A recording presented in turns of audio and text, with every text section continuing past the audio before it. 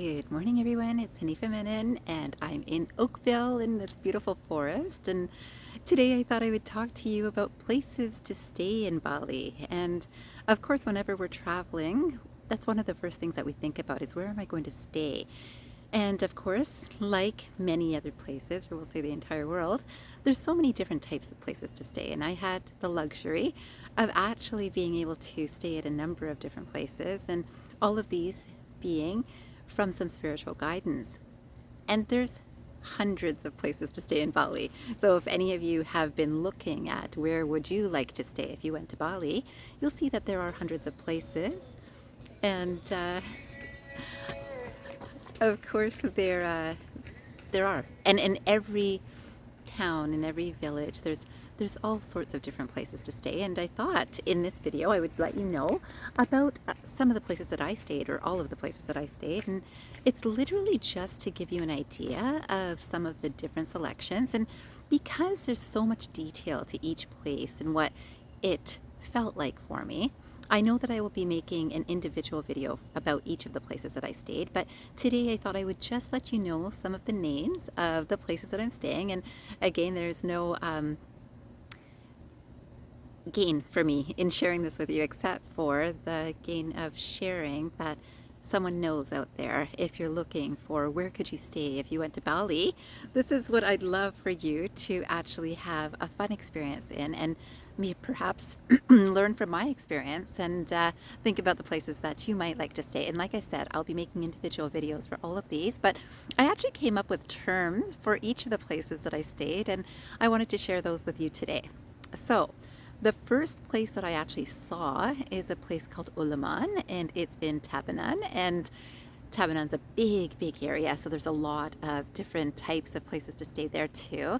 But Ulaman is owned actually by a dear friend of mine, and I can tell you that for years he had been telling me about how he's created this amazing place. And I had always thought that I definitely want to see what a friend has created, and I was eager to see that. By the time I was actually going to Bali, you might be surprised, but maybe not, I actually realized that there was actually a different reason for me to go to Bali, other than actually, and I'm sorry for the movement of the camera there, other than the actual place that I was staying for or visiting, because I wanted to see the great work of my friend.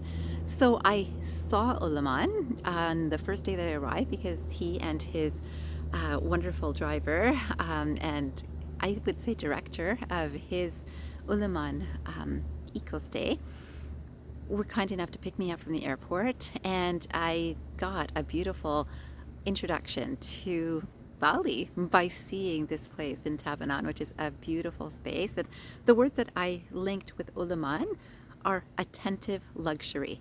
Attentive luxury. And the reason I say this is because there is so much attention that is spent on not only the upkeep of the property and the rooms and the restaurant and even the foods that are served, or the interaction from the staff to anyone who visits.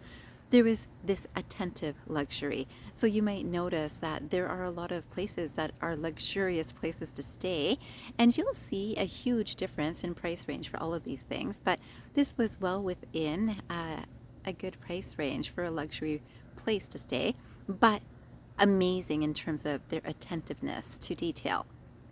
The next place that I actually stayed, so that was just a visit, and I'll talk to you about the actual stay in that longer video. But the next place that I stayed, which was a guided stay, is called the Dukuh Retreat, and it's also in Tabanan. And this is what I termed considerate company. Considerate company. And that's because the staff and the owners there were very considerate about watching the times that different people would wake up who are staying there. And it's a small place in terms of, it doesn't have hundreds of rooms. It's got, I don't know, maybe about 10 rooms is what I would guess. But it was a very comfortable and considerate stay, that the owners were always very aware and attentive to what the times are for waking or sleeping for their guests, and to encourage them to see the places that were nearby, and it was wonderful that way. So that was fantastic, very considerate.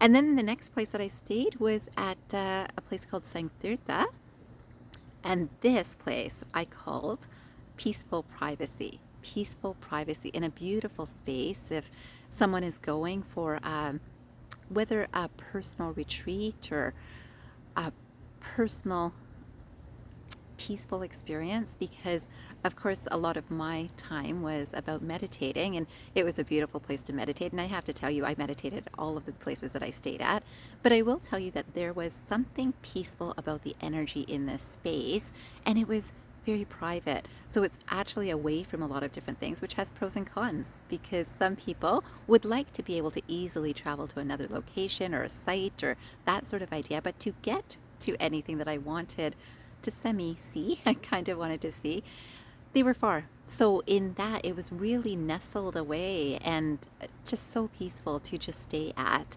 So this was a beautiful space for that. And I definitely saw new couples that were just enjoying honeymoons, and it was a beautiful space to enjoy that sort of peace. Another place that I stayed at was the Hotel Indrakila. And this hotel I called a tucked away treasure, because this hotel is actually within Ubud, but you wouldn't realize how close it is to the main streets because it's really tucked away. And it's such a private treasure there too, because I'm positive that even if I was on the main street, I wouldn't have really noticed it. I might have noticed the restaurants that were near it, but it is tucked away. And it is a beautiful setting. It was so wonderful to wake up to the views that I did, and that's true for all of the places I stayed too. So, but I do know that this is quite tucked away and quite a treasure to find. And then the next place that I stayed was called the Mowar Homestay. That was actually the last place that I stayed. And this I call simple and central. Simple and central. In this space, there's nothing fancy about it, but it's such a beautiful space. It's got so many beautiful details inside the actual homestay. And a homestay is a very personal sort of experience. And I'll tell you that owner and family there really turned into my Bali family. So this was the beautiful experience at that space. And I just realized that there's a place that I have not mentioned. I definitely want to mention this one too. So it was actually the third place that I stayed at, which was called Umasari Rice Terrace. The Umasari Rice Terrace, as you can imagine, is the beautiful view of rice terraces. And I called it a rice field rendezvous. A rice field rendezvous because, again, this was this very, I'll say, selective place that I was guided to stay at, because there's a lot of rice terraces in Bali, yet this space was a space that called to me, that definitely I would have never known about. It's just, there's so many hotels. If you try to look up hotels in Bali, I never would have known about this.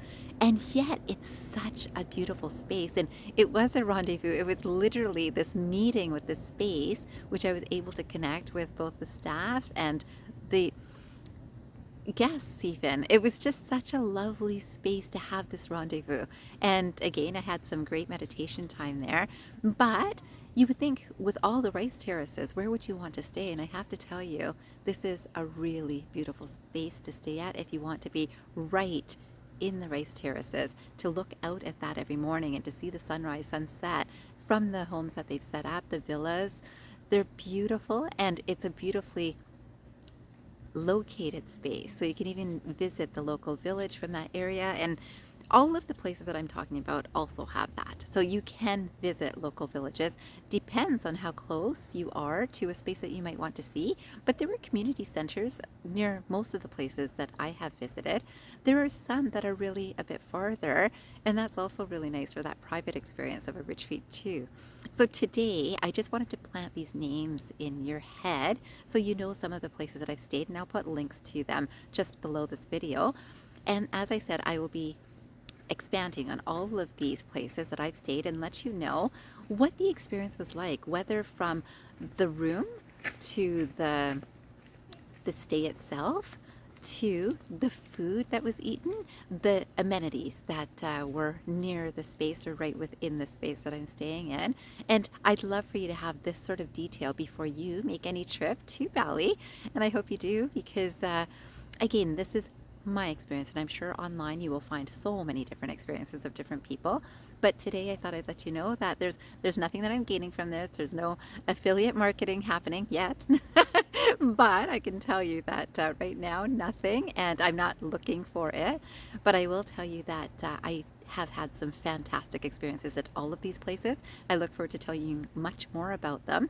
And I hope you have a fantastic day ahead, and I hope you know that Bali is a beautiful place to visit, and I hope that you consider carefully where you might stay. Have a great day, everyone, and I'll talk to you soon.